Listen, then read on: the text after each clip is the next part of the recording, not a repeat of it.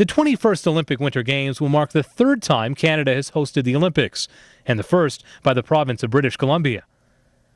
The previous games were in Montreal in 1976 and Calgary in 1988. Canada has had a number of failed bids, including a bid by the village of Whistler and Garibaldi in 1976.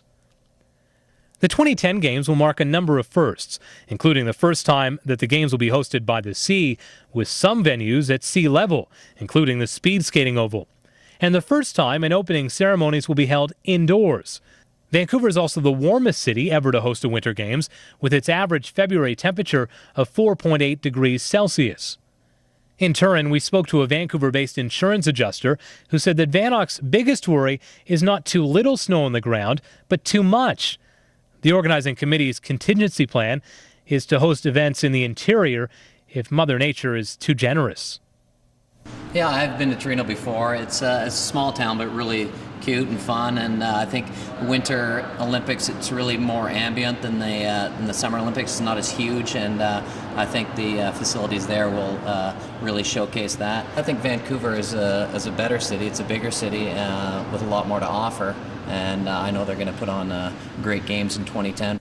The Olympic torch relay for the 2010 Games, the official transfer of the flame from ancient Olympia, Greece, to the site of the Games will begin in late 2009.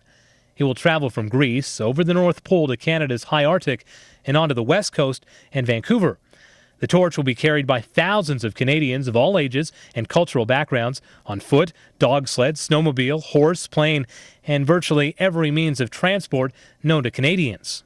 We need to make this about our whole country. I think for me, I might think of the road ahead. I just would hope and think that if we could make this project such that every single Canadian feels that there's a little bit of them invested in it, that a little bit of them is at work while we're doing this, and that we can all enjoy the great feeling that comes with doing something fantastic at a world level.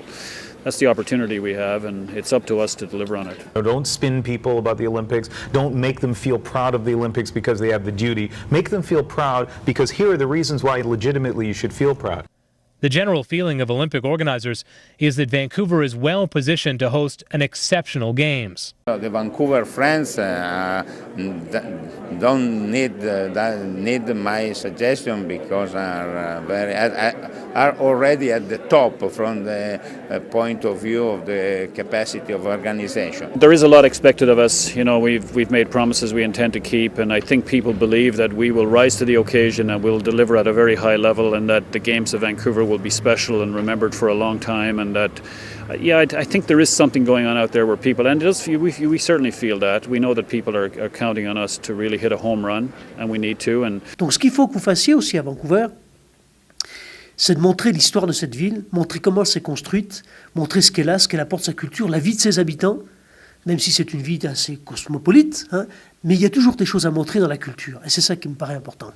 The only suggestion that I could give to Vancouver is to put many attention to the coordination between the different agencies that have different responsibility on the organization. This is has been for us the most important. The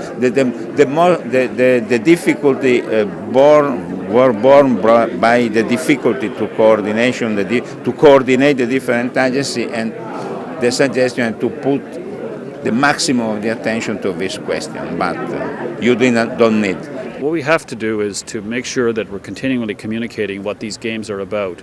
You know, we spend a lot of time talking about the construction of venues, and new technologies, transportation systems, logistics, accommodation, villages, all of the things that you hear about. But we don't spend enough time talking about sport and the Olympic movement and Olympic values and the effect that the Olympic Games should have on families and children. And what we have to do is to really drive that spirit so that it becomes a part of our way of life, that we are left with this extraordinary human legacy for what we've done. The organizing committee's job is to communicate that message while it tries to do all of the other things it needs to do. Ready or not, and it appears that Vanoc will be ready, Vancouver and Whistler will welcome the world in February 2010 for the 21st Olympic Winter Games. Athletes, organizers, and spectators can't wait.